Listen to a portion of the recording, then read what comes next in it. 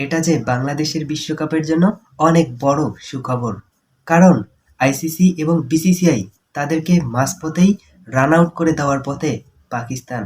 হ্যাঁ বন্ধুরা, বাংলাদেশের পক্ষ নিয়ে পাকিস্তান আইসিসিকে একটা পাঠিয়েছে, একটা প্রস্তাব পাঠিয়েছে।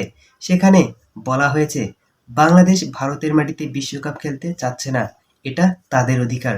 আমরা তাদের মতামতকে সম্মান করি এবং আপনারা যদি বাংলাদেশের বিশ্বকাপের ম্যাচগুলো ভারতের পরিবর্তে শ্রীলঙ্কায় আয়োজন করতে না পারেন, তাহলে আমরা বাংলাদেশের ম্যাচগুলো পাকিস্তানে আয়োজন করব। আর সেই একটা প্রস্তাবেই লণ্ডভণ্ড বিসিসিআই এবং আইসিসির মহাপরিকল্পনা। তারা যে আরও বিপদে পড়ে গেল, তারা যে এখন মহাচাপে। পাকিস্তানের একটা প্রস্তাবেই এটা কনফার্ম, বাংলাদেশ বিশ্বকাপ খেলবে এবং সেটা ভারতের মাটিতে নয়, অন্য কোনো দেশের মাঠে।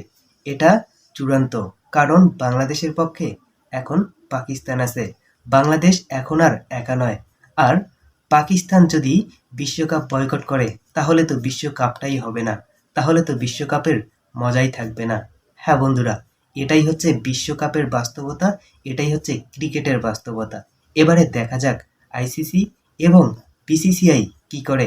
আমরা অপেক্ষায় থাকব। তবে আমরা চাই বাংলাদেশের ম্যাচগুলো পাকিস্তানের মাটিতেই হোক, তাহলে সেটা আমাদের জন্য আরও ভালো হবে। আপনারা কি বলেন বন্ধুরা? কমেন্টে অবশ্যই জানিয়ে দিবেন। সম্ভব হলে চ্যানেলটিকে সাবস্ক্রাইব করে পাশে থাকতে পারেন। ধন্যবাদ সবাইকে।